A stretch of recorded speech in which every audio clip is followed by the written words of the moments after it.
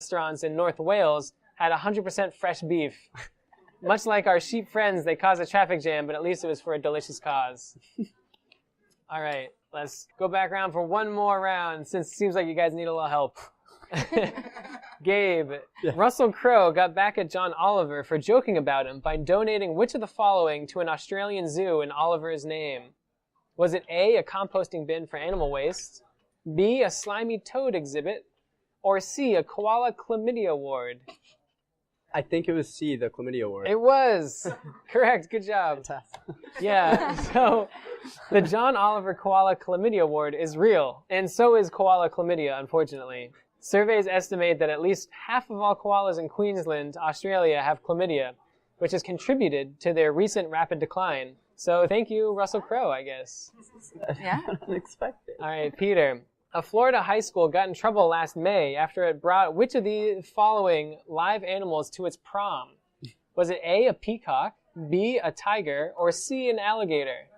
C, an alligator. Yeah, you'd think, it's Florida, alligators, but actually it was B, a tiger. What? Someone apparently thought it was a good idea to bring a caged tiger to their Welcome to the Jungle-themed prom. Though I don't even know how you know where to get a live tiger for a rental, but apparently they found one. Wow. All right, Shelby, the final question. Okay, let's hear it. The Mary River turtle has been featured on a new list this year of the most endangered reptile species. Which of these traits is not a characteristic of the unique Mary River turtle?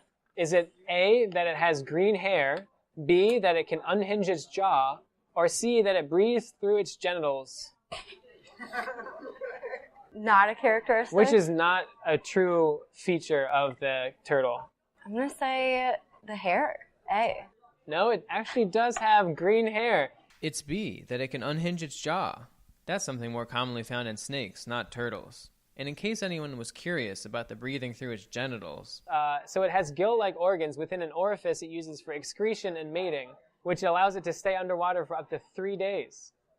There you go, an animal fact to go away with. Yeah. So Peter, Shelby, Gabe, thank you all for playing. Patrick, what's the final score? The final score is there is a tie, much like there was before. There's been no change in the score except for Gabe got one correct. Okay, giving it up, and oddly chose to get some things correct, but I won't comment on that. We have a two-way tie between Peter and Shelby with 4 points apiece, and Gabe rounding it out with 3 points. That was close. All right, congrats.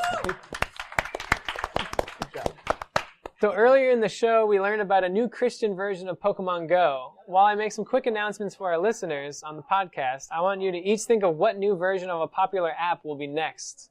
So think about that for a second.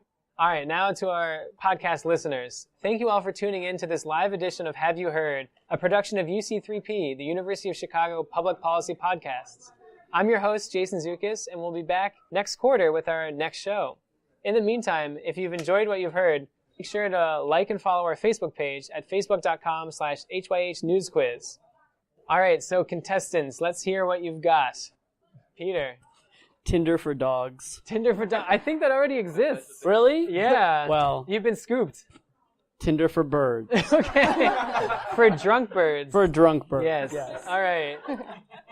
Who's got another one? Shelby? I can't think of a fake one, but I heard one that they deliver an IV bag to you when you're hungover. Oh, yeah. So it's kind of like what are those delivery ones called? Like GoPuff, Uber Eats, but for Uber IV Eats, bags. but for IV bags. Yeah, so I'm giving it the plug. Okay. If anyone wants to look it up.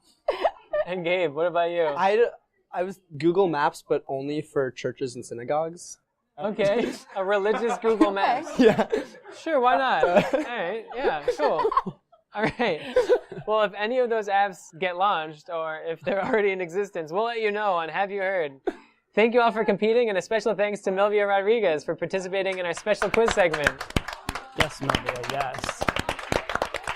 And a big thank you to our announcer and scorekeeper, Patrick Taylor, and our producer, Julian Licht, for the top-notch sound engineering. Yes, Julian.